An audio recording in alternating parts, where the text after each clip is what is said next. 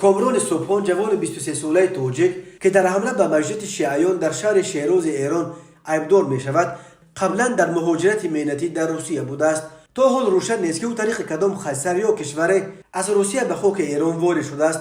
مقامات ایران گفتند او در حمله روز 26 اکتبر امسال به مسجد در شیراز دست داشت و پس از زخمی شدن در بیمارستان جان داد. در این حمله 15 نفر کشته و 20 نفر زخمی شدند. از بس که مقامات تاجیکستان از دادن همه گونه معلومات درباره کامران صبحان خودداری کردند، خبرنگاران رادیوی آزادی تنها پس از چند روز جستجو خانه او را پیدا و درباره شخصیت او بعضی جزئیات را معلوم نمودند.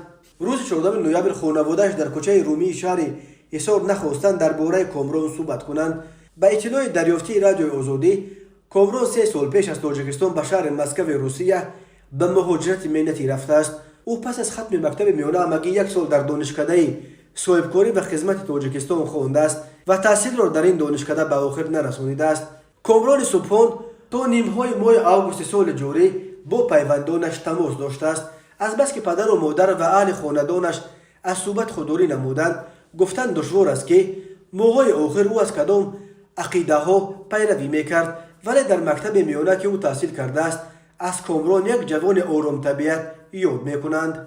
زهرا ارباب و آموزگار مکتب تحصیلات میانه عمومی رقم 2 اسفند روز 14 نوامبر در صحبت به رادیوی آزادی گفت هرچند صبحان با بهای میانه میخوند اما آداب و اخلاق خوب داشت، به کسی کار نداشت. بعد از ختم مکتب نیز ما بعضا در کوچه و خیابان‌ها وا می‌خوردیم، با آداب انسانی سلام و علیک کرده می‌گذشت. یگان کار غیر شرعی و غیر انسانی را از طرف او ندیده بودم.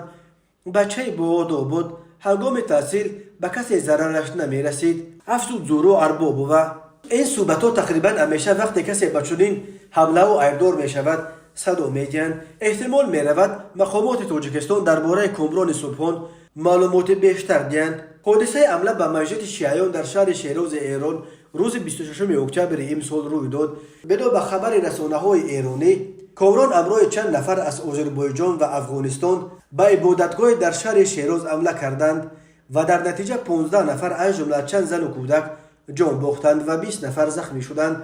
رسانه‌های ایرانی عکس شناسنامه کامران صبحان را نشر کرده با تکیه به مقامات این کشور او را عامل اساسی و یک شهروند آذربایجان را هماهنگ کننده حمله دانستند. خبرگزاری رسمی ایرنا نوشته است که در رابطه به حمله در عموم 26 گمانبر بازداشت شدند و احتمال آنها به گروه‌های افراطی ارتباط داشتند و همه آنها شهروندان آذربایجان، تاجیکستان و افغانستان هستند. مسئولیت حمله را گروه دهشت‌افکن دولت اسلامی بر دوش گرفت.